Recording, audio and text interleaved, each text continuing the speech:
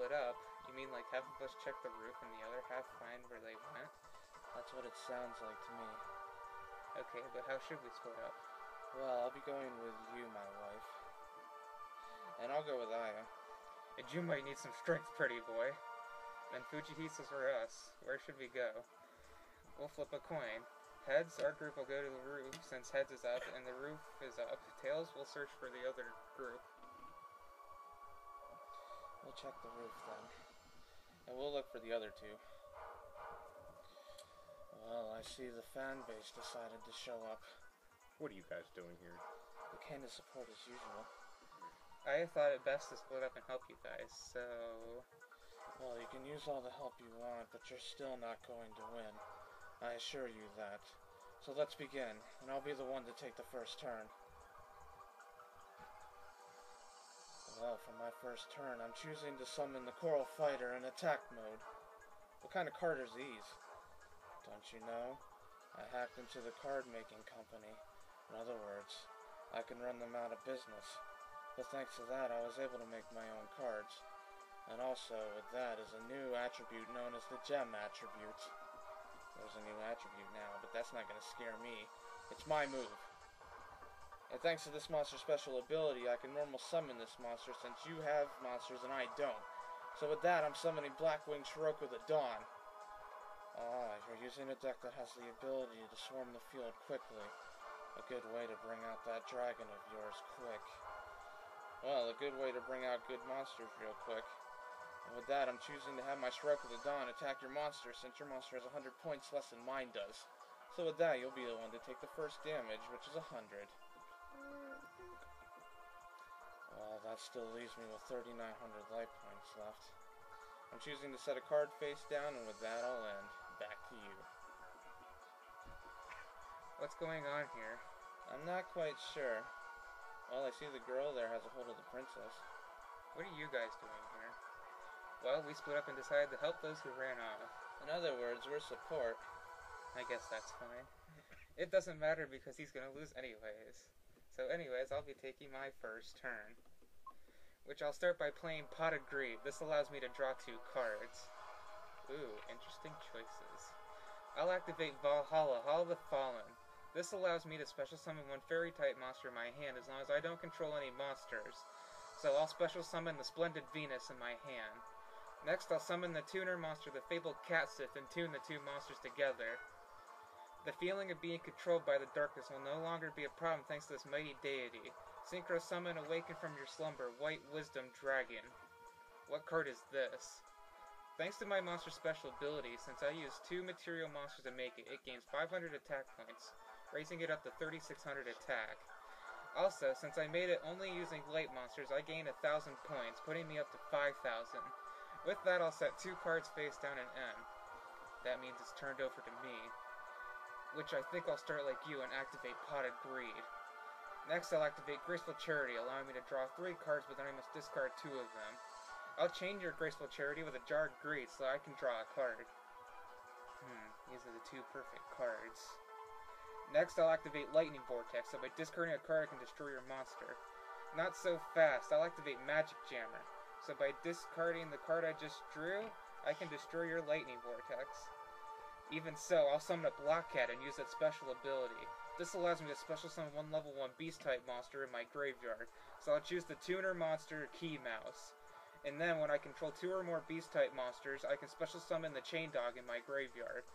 Then I'll activate Premature Burial, so by paying 800 of my life points, I can bring back the Bicorn Ream in my graveyard. Then I'll tune all 4 of my monsters, which when Chain Dog is removed from the field after being special summoned, it's removed from play. Also, since I sent Bicorn Ream to the graveyard for a Synchro Summon, I can send the top 2 cards on your deck to the graveyard. My Sky Scourge monsters. Good thing I did. When the darkness in the humans of the planet Earth rises in their hearts, the Great Warrior will choose its 1 partner and continue the war until the very end. Synchro Summon, cleanse this world of all the darkness, Green Malice Dragon. Which now my dragon's effect activates. Since it was Synchro Summon using a total of 12 stars, it gains 300 attack for each of its star levels, raising it up to 3,600 attack points, exactly even with your dragon. So I'll have our 2 monsters wipe each other out. I quick play the spell card Rush Recklessly, raising my monster by 700 points. So since my monster's stronger, yours is destroyed and you take 700 damage, lowering your life points to 2500. Well then, I'll go to main phase 2 and activate Cup of Ace. So I'll get to flip a coin. If it's heads, I can draw 2 cards, but if it's tails, then you draw 2 cards. It's heads, so I'll draw 2 cards. And the perfect cards, too. I'll discard Silver Fang in order to special summon my Egotistical Ape. An Egotistical Ape can either gain the amount of stars or lose the amount of stars of my Silver Fang. So I'll add the 3 stars of my Silver Fang to the 5 stars of my Egotistical Ape, making it have 8 stars. Then I'll activate Double Summon. This allows me to conduct 1 extra normal summon this turn, since the only one I've had so far is Lockcat. So I normal summon the Sleeping Lion. Also, when Green Malice Dragon's in the graveyard, I can synchro summon it from the graveyard as long as I have the appropriate material monsters needed to summon it on my field. So by tuning my Sleeping Lion with my Egotistical Ape, I re-synchro summon Green Malice Dragon, which shows up once again with 3600 attack points. However, I already conducted my battle phase this turn, so with that I'll end my turn. Well, not a bad move to begin, but this duel is just starting. So I'll draw my next card, which I'm choosing to summon my Opal Magician, and I'll have it attack your monster. Okay, you can have it attack my monster, but yours only has 1400. But I can use my monster's special ability. This special ability allows me to decrease my life points by 100 for each 100 I want to take from your monster's attack. So in this case, I can decrease my life points by 600 in order to decrease your monster's attack points by 600 points. Even so, this still makes it so that our monsters are even, so when they collide, they'll destroy each other. Huh? Why is your monster still on the field? My monster has another special ability. When it goes into battle with a monster of the same attack points, my monster won't be destroyed in battle. Of course. I'm choosing to set 1 card face down and end. Well then, it's my move. Well, let's talk a little bit first. So why exactly are you doing this? If you want to know that, then you'll have to beat me in this duel.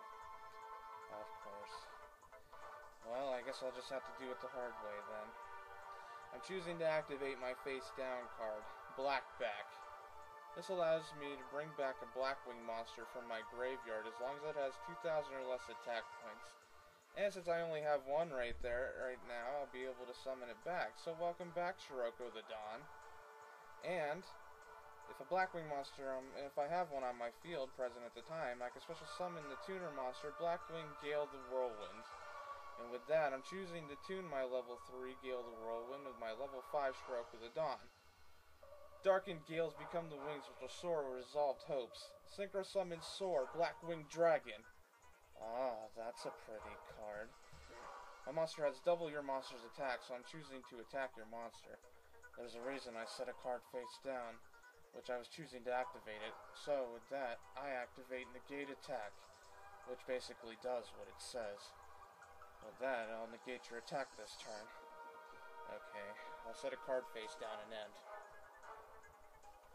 It must feel special for you already, being at 2500 life points less, since you used 800 for Premature Burial and the other 700 from Rush Recklessly.